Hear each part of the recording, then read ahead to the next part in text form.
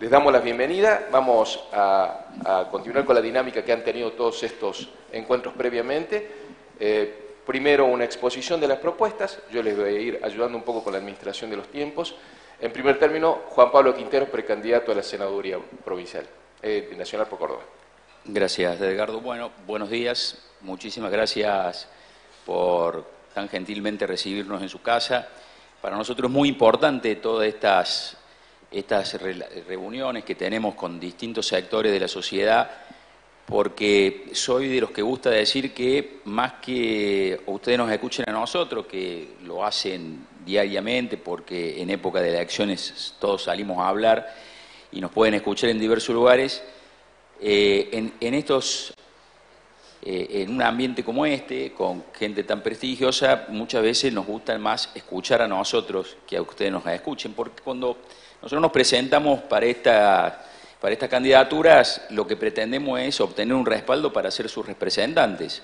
En mi caso representaría la provincia, en el caso de Aurelio representaría el pueblo. Eso ya está estipulado en la Constitución qué representa cada uno, pero seríamos, más allá de todo, la voz de Córdoba, de los cordobeses y de los problemas que cada sector tiene. Yo habitualmente, cuando me preguntan por qué esta fuerza o por qué estoy ahora acá, porque ahí habrán escuchado que yo las representaciones que tuve anteriormente fueron por otro espacio político, fueron por el Frente Cívico, acá al frente precisamente en el ERCEP fui director durante más de 6 años. Ustedes habrán visto varios de los trabajos que hicimos desde ahí, con un tema que sé que les preocupa a este sector, que son las tarifas de los servicios públicos. Luego en la legislatura, cuando me tocó estar en el periodo, fui electo para el periodo 2015-2019, renunciando en marzo del 2019 por diferencias insalvables con el partido que yo en ese momento representaba y que me había llevado a la banca. Y ahí tomé una decisión que fue trascendente en mi vida, que era, si yo no iba a estar más en el espacio que me había sentado ahí, yo me tenía que ir, éticamente yo me tenía que ir de la legislatura, cosa que hice. Me podría haber quedado, como lo hicieron muchos, que hicieron bloques unipersonales y se quedaron, no me avalaba la jurisprudencia, nadie me podía sacar, pero elegí el camino de estar absolutamente tranquilo conmigo mismo y me fui. Y luego nos encontramos naturalmente con Aurelio en muchas de esos proyectos o denuncias o avisos que poníamos sobre la sociedad de lo que estaba sucediendo con el gobierno de la provincia de Córdoba. Nos encontramos juntos en el camino haciéndolo. Yo siempre cuento que con Aurelio nos fuimos hasta Brasil, hasta Curitiba, a buscar una respuesta de una justicia que la teníamos a 10 cuadras de la legislatura y nunca la encontrábamos. Lamentablemente no pudimos llegar a buen puerto, pero tenemos la tranquilidad de haber hecho lo que el rol nos indicaba hacer. Luego, cuando fui candidato a intendente, ustedes saben que el candidato a intendente y vice son el número 1 y número 2 de la lista de concejales, con lo cual si los votos no te alcanzan para ganar, te obligan a sentarte en una banca y representar a los vecinos. Respecto a las propuestas, y ya entrando en lo que se viene, yo pensaba, ayer hablaba con Aurelio sobre esta reunión de hoy, yo pensaba, ¿qué puedo ir a decirle a este sector que no sepan de lo que ha hecho el gobierno nacional, el que nos está gobernando ahora? Yo me propuse y me juré de no decir en toda la reunión de hoy una palabra que la voy a decir simplemente para que sepan cuál es, pero no voy a decir kirchnerismo en ningún momento más que lo que acabo de decir. Porque no tengo nada que agregarles a ustedes. Porque yo le podría venir a decir todo lo que pasa con este gobierno, pero en realidad ustedes la tienen más clara, mucho más claro que yo, porque lo padecen mucho más que yo, mucho más que yo. Pese a que, algo que no saben, y yo no suelo decirlo, yo tengo una vida que es política y una vida que no es política y que también tiene que ver con el sector privado. De hecho, con mis hermanos tenemos una sociedad agropecuaria, con lo cual se darán cuenta que es la fuente de lo que vivió mi familia toda la vida, con lo cual entenderán que hay la otra parte también la conozco, conozco lo que significa eso, conozco los requerimientos de ustedes. Pero ¿qué podría contarles yo a ustedes de la presión tributaria? Nosotros lo que podemos ir es intentar que eso deje ser una cuestión absolutamente asfixiante para los sectores, generar la productividad. ¿Qué le puedo hablar yo de la coparticipación federal si lo conocen? Porque ustedes tienen economistas de mucho renombre que los asesoran, que trabajan que trabajan acá en la bolsa, que hacen informes. Yo leo los informes que se hacen. Yo escucho a algunos candidatos decir hay que hacer un nuevo pacto fiscal, que viene de la década del 90 del siglo pasado. Bueno, esto en trazos generales, después si quieren podemos ahondar.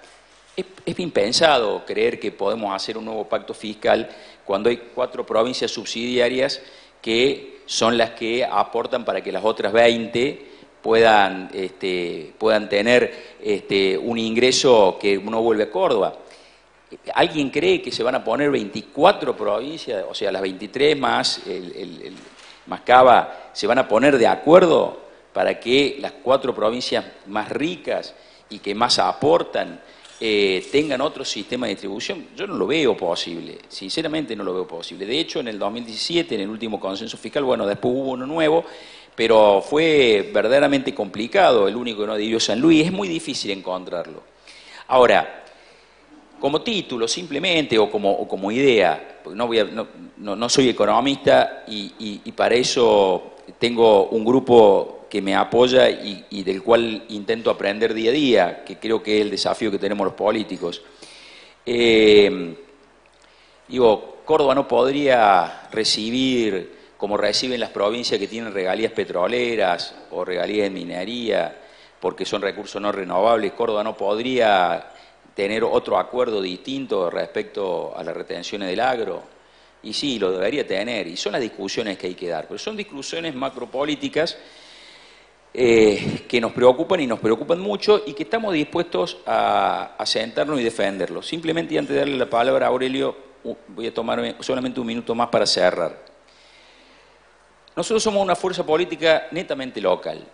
No tenemos atadura a nivel nacional. Nadie nos vino a decir quiénes tienen que ser los candidatos. Y tenemos la ventaja, y tenemos la gran ventaja, de poder mirarlo a los ojos y decirle, si nosotros representamos a Córdoba o a los ciudadanos de Córdoba en el Congreso Nacional, en cualquiera de los ámbitos que estén, nos vamos a abocar a la defensa de los derechos de los cordobeses, para que nadie nos saque una moneda más, para que Córdoba empiece a tener el lugar que debe tener.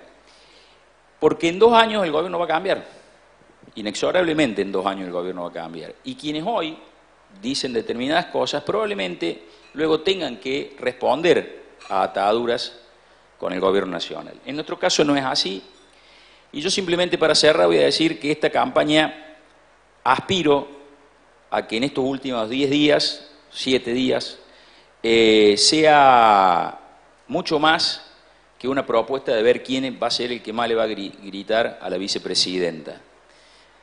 A la vicepresidenta no hay que gritarle, al gobierno nacional hay que ir simplemente con convicciones, con ideas claras y plantarse firmemente en la defensa de los valores de Córdoba. Y dije la palabra valores porque si por algo estoy en esta fuerza, es porque esta fuerza política, más allá de la ubicación ideológica que le quieren dar o que le pretendan dar, que cada uno la tendrá, y nosotros por supuesto que la tenemos, esto es una fuerza de valores. Esta es una fuerza política que expresa valores. Y el valor de la ética me parece que es absolutamente importante y es el que primero queremos representar dignamente. Muchas gracias, Aurelio. Gracias, Juan Pablo. Muy puntual con el tiempo. Aurelio. Bueno, yo he puesto el reloj ahí. Igual lo vamos a ayudar. Bueno, como ya lo dijera Juan Pablo, muchas gracias. Es un gusto estar con ustedes esta mañana, realmente es un gusto. Yo les digo que Encuentro Vecinal ofrece para esta elección al electorado de Córdoba un modo de actuar y 2 propuestas principales que traigo hoy día. Un modo de actuar y 2 propuestas. Tenemos muchas más, ¿no? Pero el tiempo no me da para desarrollarlas a todas. Primero, un modo de actuar. Nosotros ofrecemos control de poder. Punto. Hay un gobierno nacional hasta el año 23, que es de un signo político que no es el nuestro. ¿A qué vamos al Congreso? Vamos al sector de la oposición. ¿Y a qué vamos? A hacer control de poder. Sabemos hacerlo. Si algo que hemos aprendido es hacer control de poder. En la legislatura de Córdoba nos encontramos frente a cosas que jamás pensamos que nos íbamos a encontrar. Nos encontramos un pacto Macri-Schiaretti. Ese pacto estaba, no tomaba visibilidad en la opinión pública, pero nosotros lo veíamos en cada votación, en cada acción. Entonces, cuando nosotros advertimos eso, formamos rápidamente un equipo de control de poder. Cada joven que trabajaba con nosotros se le adjudicó un ministerio, una agencia del Estado, y empezamos a seguirlo al gobierno en tiempo real, todo lo que pudimos, todo lo que pudimos. Eso nos dio una experiencia muy fuerte, que la verdadera oposición es la que de alguna forma cumple con esa acción. Digamos, los congresos, en los parlamentos, la oposición es uno de los arietes del control de poder, como el Poder Judicial hace lo suyo, como la legislatura hace o el Congreso hace el control de poder, como los tribunales de cuentas hacen control de poder, y eso hemos aprendido. O sea, lo primero que ofrece Encuentro Vecinal es mandar al Congreso a un diputado, a los diputados que sean o senadores, a hacer control de poder. Control de poder no es gritar por arriba y negociar bajo la mesa, ¿no? Control de poder es una actitud técnica, científica, operativa, porque nosotros sostenemos que la oposición es tan importante como el gobierno, porque quien le levanta la vara al gobierno es la oposición. Si vos gobernás blindado políticamente, te vas cayendo. En cambio, si tenés una oposición que te mantiene la vara alta, te obliga a gobernar mejor. Les dije que ofrecemos un modo de actuar que es el control de poder, y le vengo a hablar de dos propuestas centrales. La primera propuesta, la ley de políticas públicas. Argentina no puede seguir en este ir y venir de gobiernos absolutamente débiles, circunstanciales. Del mismo momento que empiezan a gobernar, la oposición empieza a tarasconear y no cumplen el ciclo, porque llegan a una debilidad tan grande que no pueden cumplir mínimamente, y hay inestabilidad institucional. Entonces tiene que haber una ley de políticas públicas que diga que cuando en el Congreso, con 2/3 de los votos, se obtiene un consenso entre las fuerzas racionales del Congreso sobre temas centrales, energía, la cuestión financiera, el Banco Central, la defensa, la educación, la salud, la seguridad, se obtiene ese consenso, esa ley va a un catálogo de políticas públicas, el que gobierna la tiene que cumplir y la oposición controlar hasta que aparezca un nuevo consenso en otro sentido y se lo cambia. Pero si no, veremos este triste experimento de gobiernos débiles que intentan tomar medidas, viene el gobierno que sigue, las da vuelta a todo y no podemos estar hasta la eternidad. Se me dice que mientras haya algunos actores de la política, ese pacto en la Argentina es imposible. Y yo digo que no es imposible. El que tuvo la gran oportunidad de llamar a este pacto se llamó Mauricio Macri después que ganó las elecciones del 2017. Tenía fortaleza política, había ganado 2 elecciones al hilo, era el momento de decir, vengan, con las fuerzas racionales que había en el peronismo, que las hay, ¿está claro?, hacer un pacto político. Aparte, el peronismo le venía votando, en esos 2 primeros años de Macri, venían votándole las leyes. Bueno, ¿qué pasó? ¿Qué lo llevó a este hombre a cerrarse sobre sí mismo en una mesa chica de 5 personas? Después le explotó el país.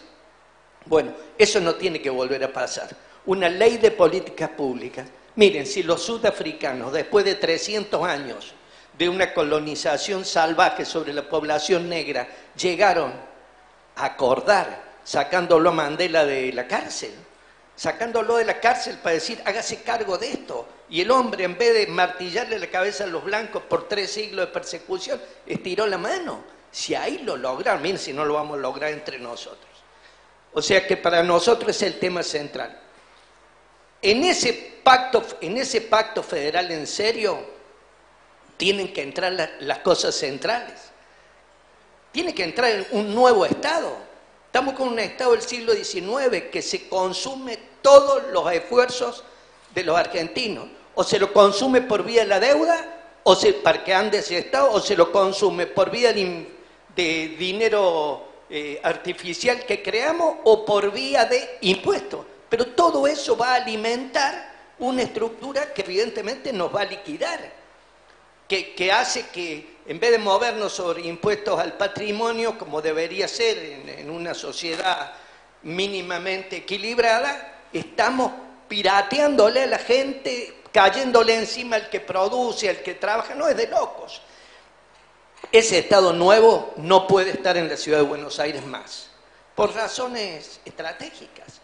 14 millones de personas apretando a la Casa Rosada, con demandas de todo tipo, lo vemos en el tema de los subsidios, etc. Un crecimiento macrocefálico.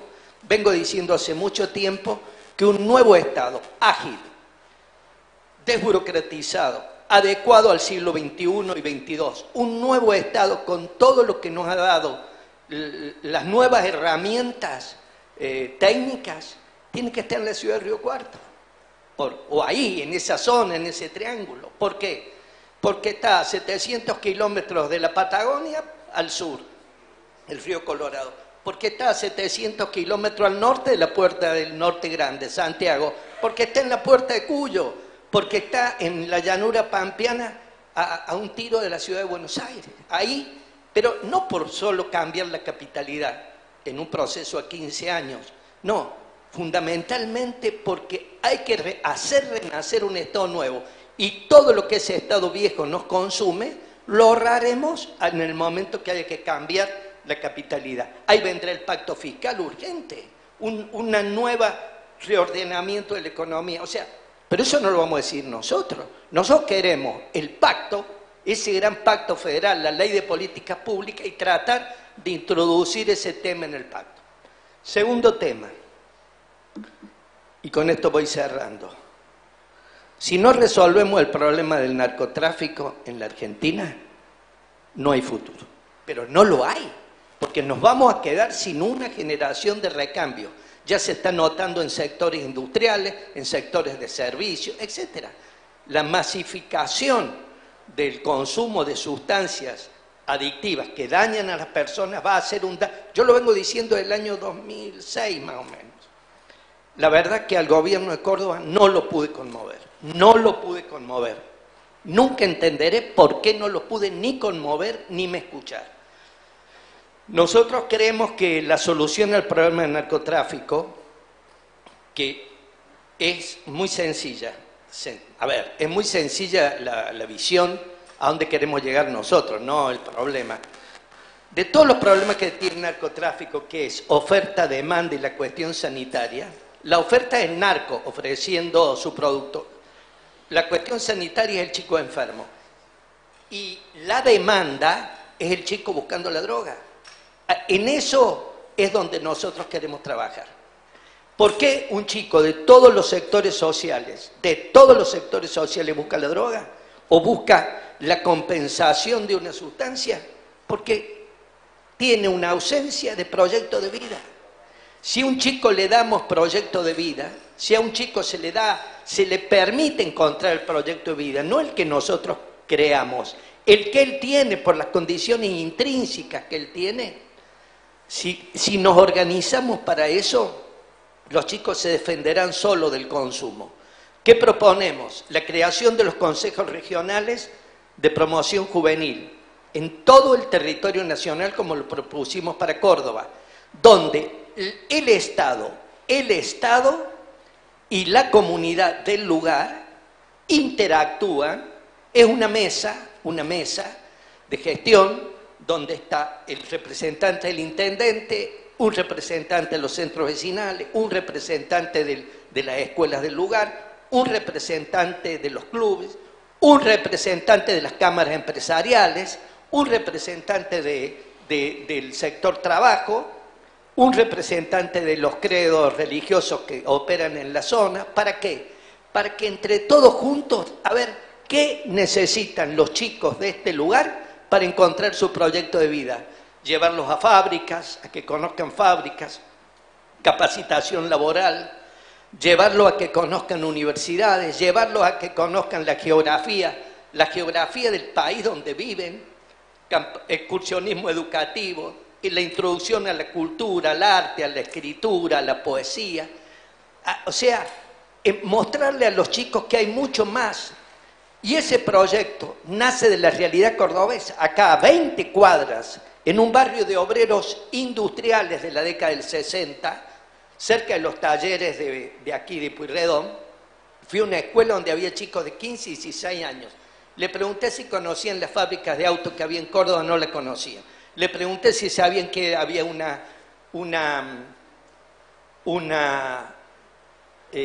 fábrica de aviones, no conocían. Le pregunté si sabían que Córdoba era patrimonio cultural de la humanidad, por esa manzana jesuítica tampoco lo sabían. Le pregunté qué otras zonas de la geografía cordobesa conocían, salvo uno o dos que tenían pariente en Carlos Paz, no conocían. Entonces, son chicos enajenados absolutamente de los bienes sociales de la sociedad que participan. Y este problema del proyecto de vida no es solo un problema de los chicos hijos de los sectores más humildes, está transversabilizado en la sociedad. Y esto es nuestra propuesta antes que venga lo que va a venir en octubre. En diciembre vamos a tener en tratamiento en el Congreso una ley de legalización del consumo de sustancias que son absolutamente dañinas. ¿Y sabe por qué lo sé que lo vamos a tener y por qué vamos a tener la ley? Porque en eso no hay grieta. Como en el aborto no hubo grieta, o la grieta minoró, en el tema de la legalización de la droga no hay grieta. ¿Saben por qué? Porque los principales actores de uno y otro tienen un jefe común que se llama George Soros. Yo los invito, con esto me despido. Soros es el que anda por el mundo pidiendo la legalización de la droga. Que ustedes vean la lista oficial que reconoce la Open Society, la agencia de Soros, de los políticos que son sus socios estratégicos en la Argentina, y se van a llevar una sorpresa descomunal. Estos que no hablan acá, todos o la gran mayoría son socios de Soros, socios estratégicos. Entonces, si está don Soros dando vuelta, tenemos la droga. La tenemos porque él es el que financia en todo el mundo las asociaciones que quieren, él la financia. Tiene un porqué, que no da, el motivo no da para esta reunión porque sería irme del eje. Tiene un porqué. Entonces, rápidamente, antes que venga lo otro, lo que viene, inexorablemente, hay que poner sobre la mesa otra propuesta, y esa es la nuestra, la de estos consejos regionales, para que los chicos tengan proyecto de vida. Porque si vamos a la legalización y no hemos trabajado sobre el proyecto de vida de nuestros chicos, vamos a una carnicería. Eso se lo garantizo. Gracias. Gracias, Aurelio. También, respetuoso de los tiempos. Tenemos tiempo para las preguntas. Voy a iniciar con una que es introductoria, luego traslado la de los asistentes a la convocatoria. Esta es una elección, la que se va a concretar en pocos días más, que es una primaria. Bueno, usted es una fuerza política que no está haciendo una disputa con otra fracción interna, sino que está haciendo un posicionamiento en función de la elección posterior, la de noviembre, la general, que es una elección además que tiene un doble componente.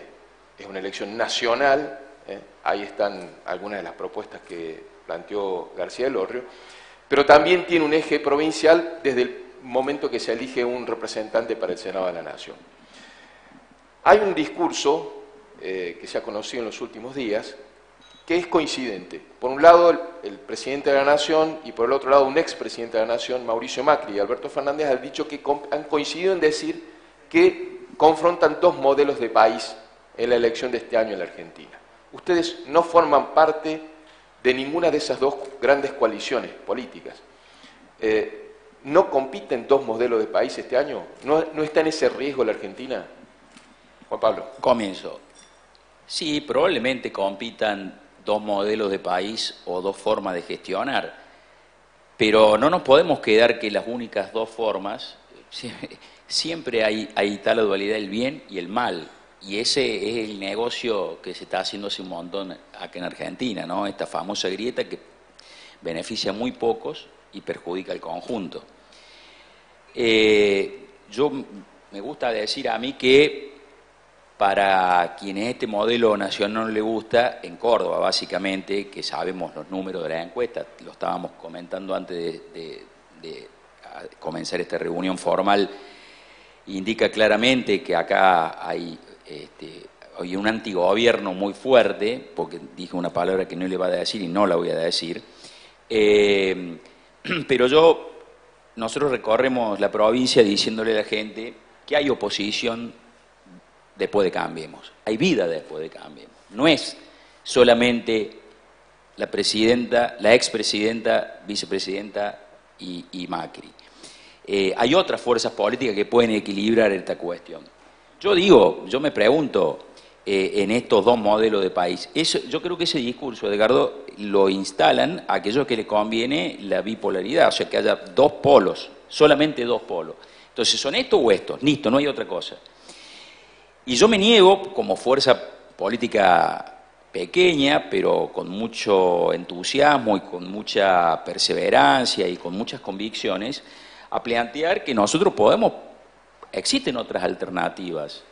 Porque ¿de qué nos serviría a nosotros ir a votar en contra de, como dice Aurelio, llenar el Congreso de odio, de bronca, de elegir simplemente los que son enemigos o que se plantean claramente como enemigos de los otros? Eso ya es un modelo que Argentina lo tiene que dejar de lado.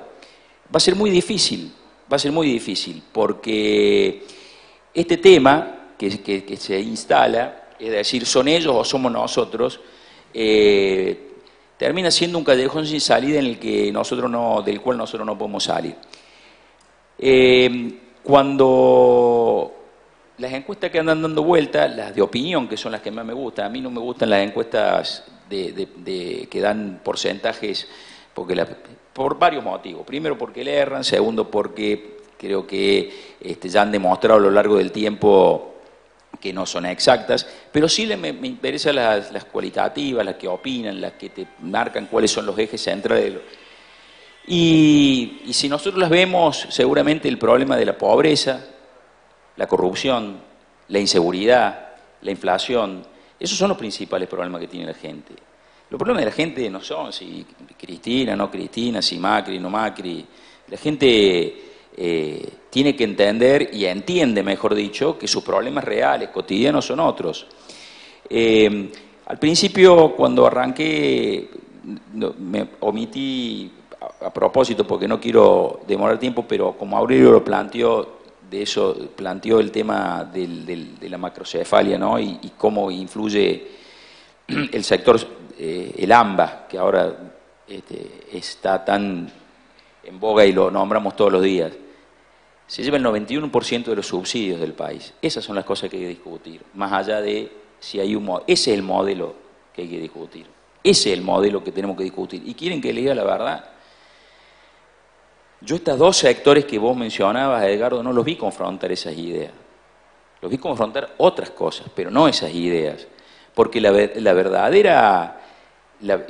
verdaderos modelos de país es, si queremos un país federal, en la que cada provincia tenga lo que tiene que tener y cada sector del país tenga lo que debe tener en virtud de lo que produce, o un sistema que se lleva el 91% de los subsidios sola y pura y exclusivamente porque en ese sector están más del 60% de los votos del país. Ese es el modelo de país que esos son los modelos que queremos discutir. Cuando las demás discusiones de los dos modelos de país solamente benefician a quienes instalan que hay solamente dos modelos de país y no se puede salir de eso. Aurelio, En estas elecciones legislativas nacionales, generalmente en Córdoba, en la expectativa final de los resultados, pasando a las primarias, ya en la general, una de las dudas que es un clásico que se genera es el enigma de la novena banca, es decir, la posibilidad dentro de la polarización de las fuerzas y la distribución de bancas por el sistema DON, de que alguna tercera fuerza logre incorporarse con representación propia al Congreso de la Nación. ¿Cuáles son sus expectativas sobre eso? Bueno, esta es la continuación de la pregunta que le hiciste a Juan Pablo. Si se instala la polarización entre que hay solo dos modelos de país, el fenómeno de la novena banca se fuma. Se fuma porque evidentemente la gente va rápida a las paredes de la grieta. Pero si logramos convencer a la gente que en el Congreso no hay que poner bronca. Acá no se elige ni presidente, ni gobernador, ni intendente. Se elige un Congreso. El Congreso debe ser el mosaico de la representación ideológica de nuestra patria. Ahí tienen que estar representadas todas las ideas, no las broncas. Si al Congreso le ponemos bronca, al que sentamos ahí en nombre de la bronca contra otro modelo, ¿está claro? El problema que se genera, si al Congreso le sembramos miedo y voto negativo, jamás habrá un acuerdo político en la Argentina, porque los que se sientan ahí saben por qué están sentados ahí. Están sentados porque han gritado fuerte contra el gobierno nacional. Y nosotros tenemos paciencia. Nosotros tenemos paciencia, tarde o temprano, por derecha, por izquierda, como sea. Nosotros creemos que vamos a recuperar ese contacto con nuestro pueblo y el día que nuestro pueblo vote sin presiones interesadas, sin miedos, nosotros vamos a tener un lugar en la política argentina. Y esa es la fuerza y la convicción que nos hace esperar. Nosotros competimos sabiendo que la grieta está montada. Y te repito, no estoy tan convencido que sean realmente dos modelos antagónicos. Podrían ser dos modelos antagónicos en la forma de acumular el poder o de ejercerlo, pero en los temas centrales que hacen a la matriz cultural de un pueblo son muy parecidos y tienen los mismos jefes. Pero claro, esta no es la discusión para este día.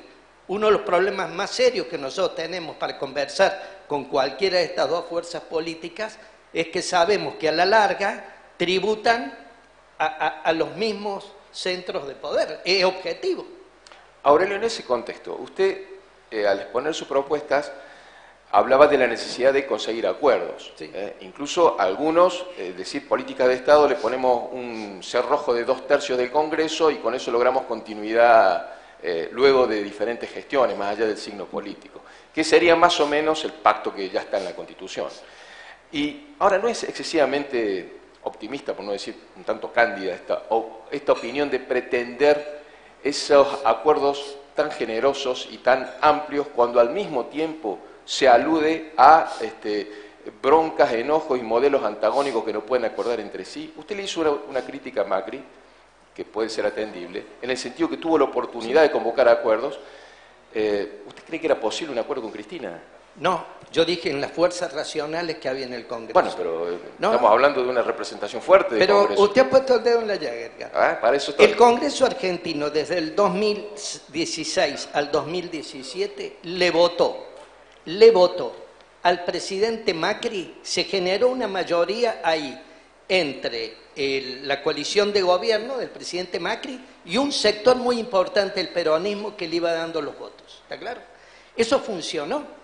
Por eso yo aludo a las fuerzas racionales que puedan en el Congreso. Y desearía que este Congreso estuviera dominado por fuerzas racionales, o sea, por gente que vea al país en su conjunto, y que no llenemos el Congreso de representantes que van simplemente porque han sido puestos para confrontar con el otro Macri modelo. decía que una de las fuerzas racionales era el peronismo de Schiaretti.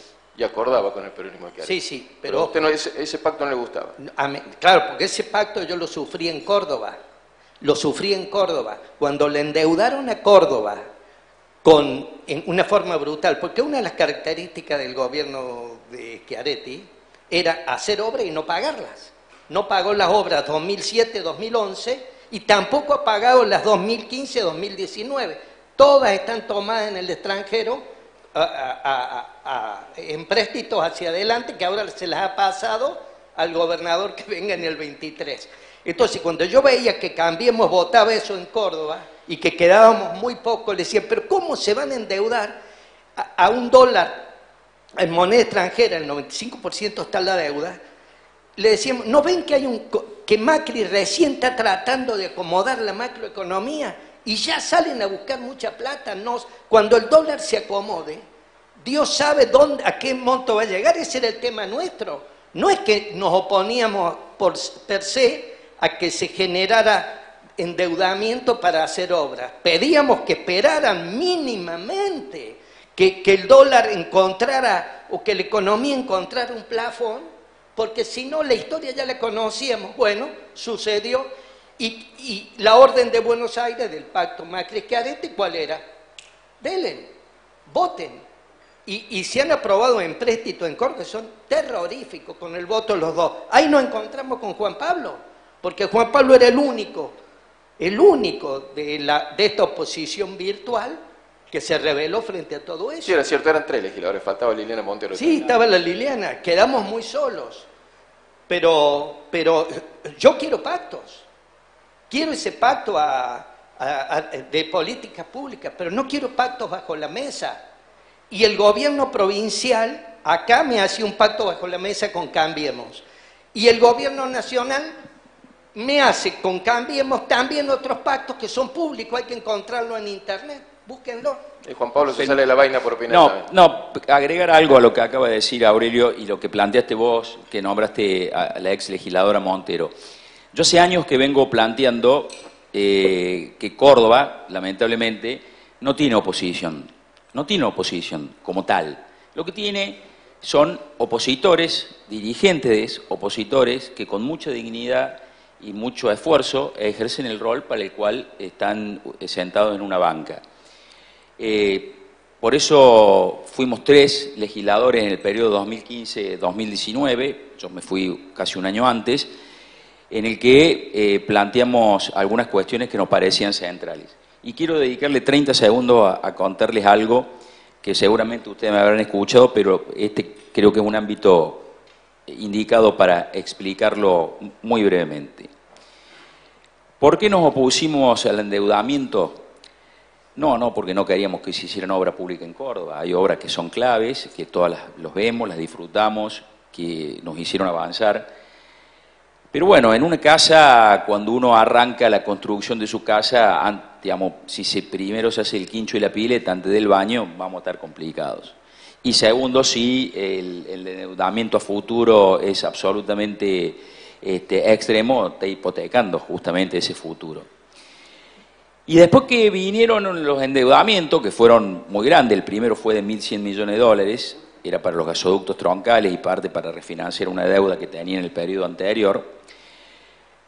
Cuando vimos quién eran las empresas de los gasoductos troncales, y en esto no los quiero aburrir y voy a ser muy breve, porque probablemente alguien, me acuerdo que el latiguillo de la oposición era que éramos los profetas del atraso, ¿no? Porque del oficialismo, digo, nos decían que éramos los profetas del atraso porque no queríamos que Córdoba tuviera gas natural. ¿Quién puede pensar en su sano juicio que 2 dirigentes políticos con pretensiones a futuro pueden pretender que en Córdoba las industrias, el interior, los hogares tengan gas natural? Nadie. Lo que pretendíamos que las obras fueran hechas con transparencia. Cuando dijeron la palabra mágica, que la palabra mágica era Odebrecht, nosotros nos pusimos a estudiar. Y debo decir que el primer dirigente, seguramente político, que empezó a instalar lo de Odebrecht fue quien le habla, estaba todavía en el ERCEP, no era legislador, porque ya había habido un proyecto trunco con Andrade Gutiérrez en el 2007, obras que no se terminaron, que se gastó mucha plata en consultoría, que venían... Y cuando uno empezó a ver quiénes eran estos grandes monstruos brasileros que venían a hacer las obras en Córdoba, advertimos que eran empresas absolutamente cartelizadas en Brasil, Esta historia después se conoció, hay una serie en Netflix que la pueden ver, que es muy entretenida, dinámica, y se van a dar cuenta cómo era el sistema. Entonces nosotros les planteamos con mucha humildad, probablemente, como dice Edgardo, hasta con candidez, le decíamos, ¿qué les hace pensar a ustedes que una empresa que en todas partes del mundo, a lo largo y a lo ancho del mundo, desde el lugar del mundo que ustedes piensen, en Ecuador Correa, miren quién, el presidente Correa lo sacó con el ejército a Odebrecht, lo sacó con él, tuvo un problema, tuvo que sentarse después con Lula por un problema diplomático, lo sacó con el ejército, ¿sí?, de una obra pública emblemática en Ecuador. ¿Qué les hacía pensar que iban a venir a Córdoba y todas estas prácticas que habían ejecutado a lo largo del mundo, acá iban a tener, salvo que pensaran que como a partir del 2016 tuvimos un santo cordobés, iban a venir con un halo de santificación y se iban a convertir en otra cosa? Bueno, ¿cómo terminó la historia? Yo se lo voy a decir cómo terminó la historia. La paró el gobierno, la paró, la frenó. Pero ustedes recordarán la cantidad de empresas cordobesas, de pymes cordobesas, de pequeñas empresas cordobesas que fueron a reclamar que Odebrecht se fue del país y no les atendieron más los teléfonos. ¿Y saben lo que pasó? Lo van a negar. Y nosotros no lo pudimos demostrar por una cuestión simple, porque cuando el poder ejerce su presión, lo hace sentir y lo hace notar. Se fueron y se llevaron la plata, ya tenían los certificados cobrados. Y a todo esto que no le pagaron, les volvieron a pagar. Les volvió a pagar el gobierno de Córdoba lo que Odebrecht se había llevado. ¿Qué podía hacerles pensar cuando contratan este tipo de empresas que no van a tener las mismas prácticas? Entonces nosotros quedamos como dos locos que no queríamos que venga el gas, que no queríamos que se abriera la tercera vía se cerrara la circunvalación, no. Miren, nos van a encontrar siempre apoyando el progreso de Córdoba, absolutamente siempre. Le hemos votado, yo personalmente, le he votado un montón de leyes, y en este Consejo Liberante del que formo parte, en los primeros 2 meses de sesiones extraordinarias, que fue enero y febrero, porque empezamos en marzo, cuando yo asumí como concejal, le aprobamos más de 40 ordenanzas a este intendente para desatarle la mano. Porque entendíamos que veníamos de una gestión de 8 años que nos había llevado al fondo del mar. Y yo, que quiero ser candidato a intendente algún día de Córdoba, y lo digo, pretendo serlo de una ciudad en crecimiento, no que aparezca un emergente de otro fracaso más en la ciudad. Porque casi todos los que están acá vivimos en esta ciudad. Y nosotros como políticos pretendemos eso, ser los emergentes de una continuidad de política de Estado que puedan hacer sustentable este país, y no ser los emergentes de una nueva crisis. No se soporta más una nueva crisis. ¿Cuántas crisis más vamos a tener? Y miren que tenemos capacidad de resiliencia en este país, porque caemos, nos levantamos, es cíclico. ¿Qué les voy a contar a ustedes si lo saben, si manejan la empresa y saben cómo es la situación? No, bueno, por ahí me voy de tema, pero Juan Pablo, lo quería plantear. Déjate ahí un tema. En Córdoba no hay primarias provinciales, no hay pasos provinciales para elegir candidatos. Eso ha hecho que esta elección esté, voy a decir contaminada, pero sí influenciada por una perspectiva de mediano y largo plazo, es decir, el 2023. Hiciste referencia a una postulación para la capital, y de hecho hay, digamos, todo un debate público a nivel nacional de quiénes se están posicionando para una presidencial del 2023, quiénes se están posicionando en Córdoba para una candidatura a gobernador para el 2023. ¿Eso es bueno o es malo? Mira, menos mal que me lo preguntas, porque hubo muchas porque si no la gente no sabe muy bien qué está votando. No, ¿sí? no, porque aparte se ha instalado el tema de estos tipos se sientan, no terminan sus cargos, se van a otro lado, entonces y en muchos casos sí hay algún nivel de irresponsabilidad o de no hacerse cargo. Yo puedo contestar por mí y después voy a intentar tratar de interpretar en líneas generales.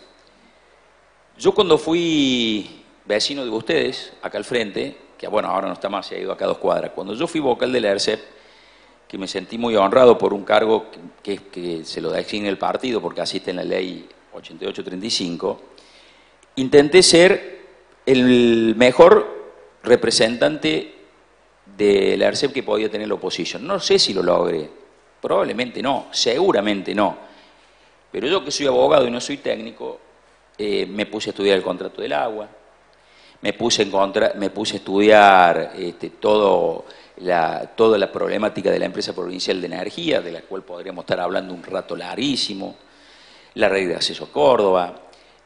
Bueno, me puse a estudiar los temas inherentes a lo que hacía mi función para intentar ser lo mejor que pudiera. Y lo hice con absoluto orgullo y lo hice con absoluta responsabilidad. Luego me tocó ser legislador e intenté ser el mejor. Tampoco sé si lo logré, creo que no. Creo que claramente acá al lado tengo uno que fue mucho mejor que yo, mucho mejor que yo. Pero lo intenté. Y lo hice con muchísima responsabilidad. Y después renuncié.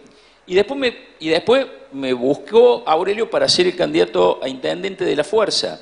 E intenté ser el mejor candidato. Tampoco lo logré. No sé si lo logré. No logré los votos. Y me senté en el consejo y me decían, va, de legislador te va a ir al consejo. Pero Juan Pablo, ¿no es una discusión en el fondo de candidaturas testimoniales entonces?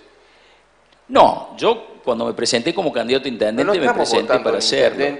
No, pero te estoy contando, te estoy respondiendo. A ver, yo dije, yo no dije. Llegar a la conclusión de que no es tan bueno pensar así. No. Traer A ver, Trump para adelante. No, pero te voy a contestar por qué. Porque ¿por qué estoy diciendo qué hice cuando me senté? Lo importante es que cuando vos te sentas en el lugar que te asignan, intentes ser lo mejor que podés ser en ese lugar, porque en ese lugar te han sentado. Si vos después tenés la expectativa de ser otra cosa y te votan, eso no está prohibido y no lo veo ni siquiera éticamente mal. Lo que sí veo mal es que yo te dijera acá, la verdad que yo me presento al divino botón, lo único que me interesa es hacer una campaña para en el 2023 estar instalado. No. Yo sería un utópico casi infantil si creyera. Todos sabemos cuántos senadores se eligen. Se eligen 3. Córdoba tiene 3. 2 representan al partido que gana la elección y 1 a la primera minoría. Estamos en condiciones como encuentro vecinal de ir por el primero o segundo lugar en las elecciones. Lo acaba de decir Edgardo en la pregunta anterior cuando le preguntó a Aurelio por la utópica novena banca. Digamos, está claro que esa es la expectativa.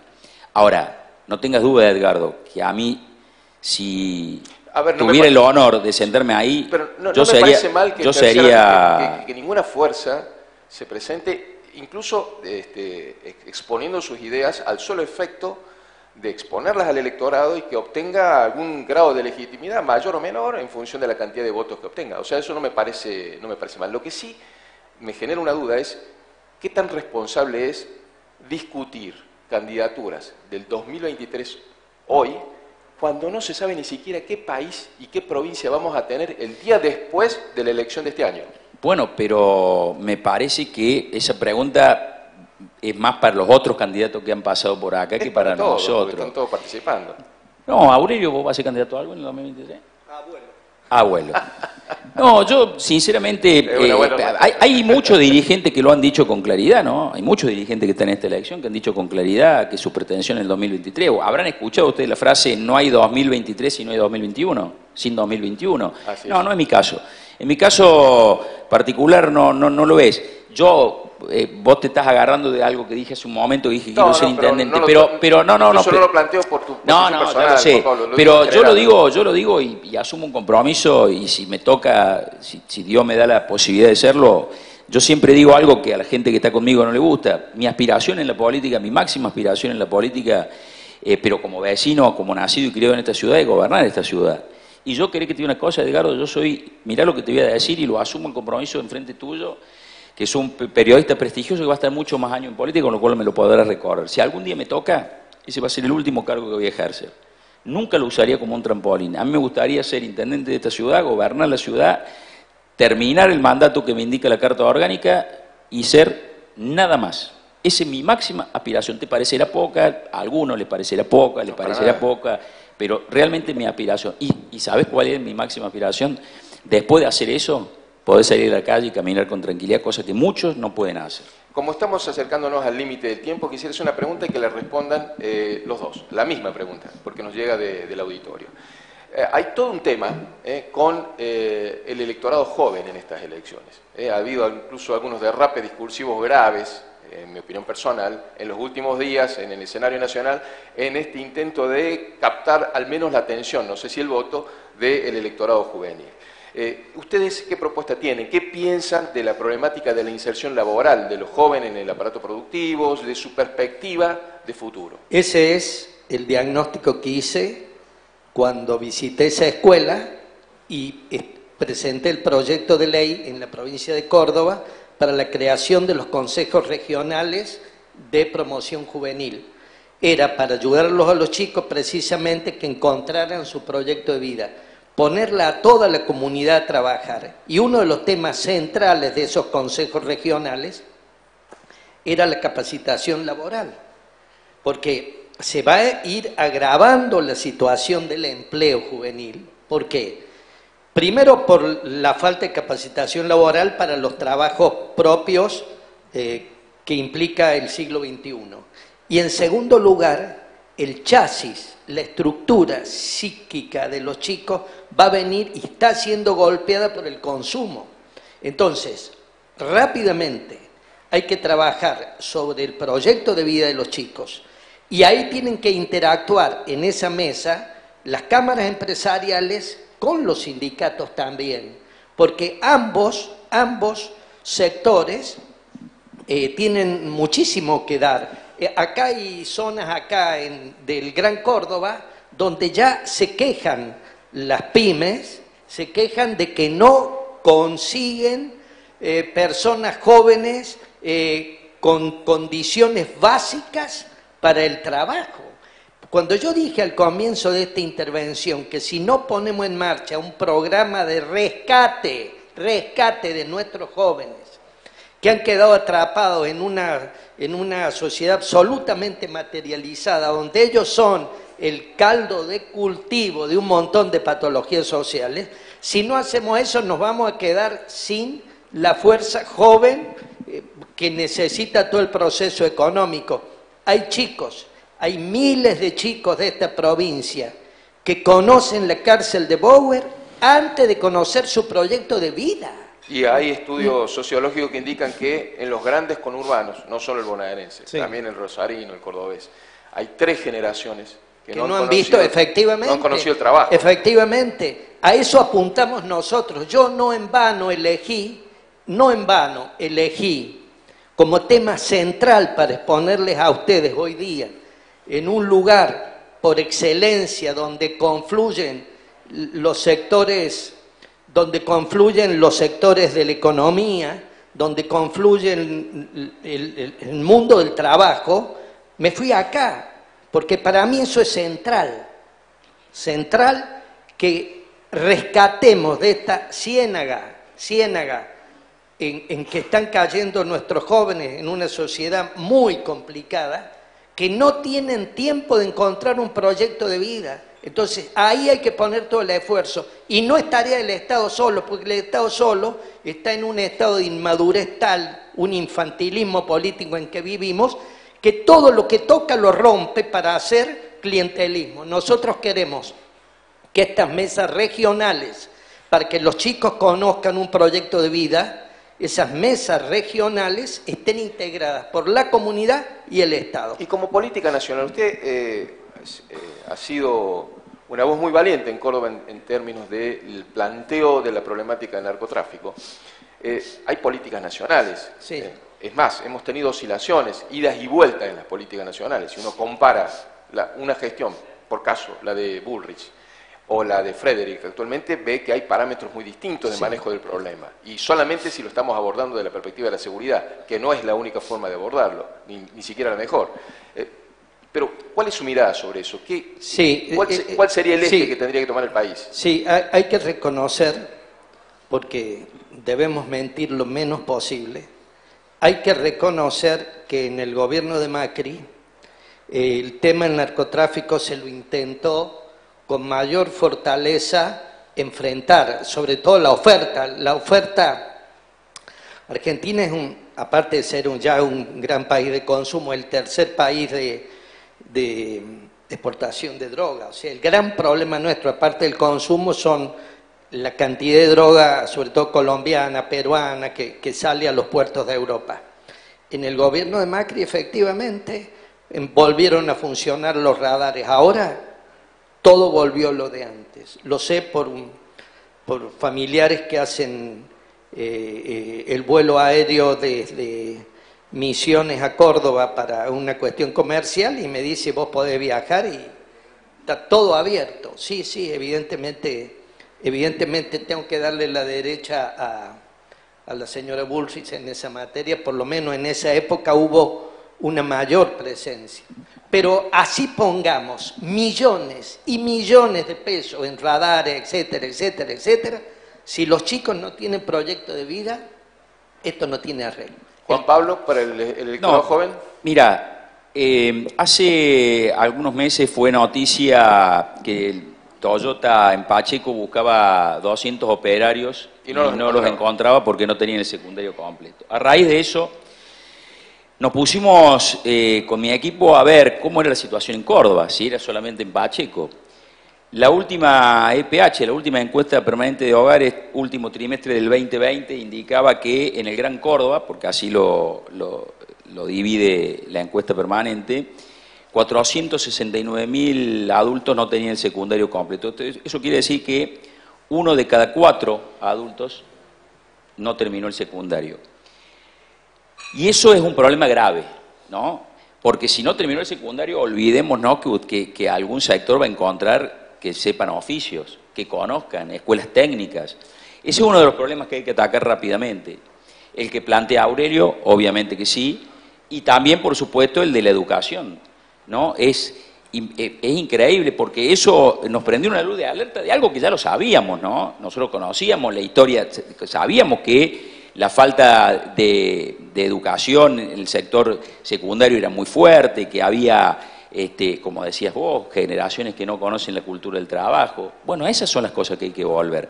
Así que bueno, me parece que todas estas discusiones hay que darlas profundamente, hay que darlas seriamente, y en virtud de lo que decíamos al comienzo, de grandes pactos que nos permitan avanzar con una visión a 20 años en política de Estado, que sepamos que sea quien sea el que gobierna, la lleve adelante.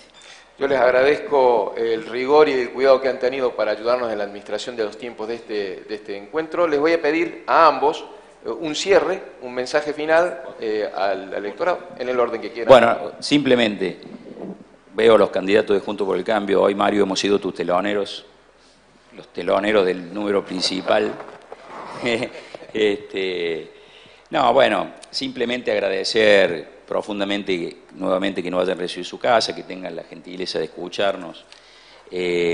Para nosotros estos ámbitos son importantes y simplemente a futuro, sea en el lugar que sea que nos toque estar, decirle que soy de los que cree que tenemos que escucharlos mucho más de lo que habitualmente lo hacemos. No nos sirve venir solamente en campaña, tenemos que entablar un vínculo absolutamente natural y de ida y vuelta permanente, porque lo que pretendemos es representar a todos los sectores de Córdoba y ustedes son indudablemente un sector muy importante. Muchísimas gracias. Sí, nosotros esperaremos pacientemente todo el tiempo que haya que esperar y mientras nos quede 1 milímetro de sangre. Esperaremos pacientemente el día que nuestro pueblo vote ideas y no vote bronca.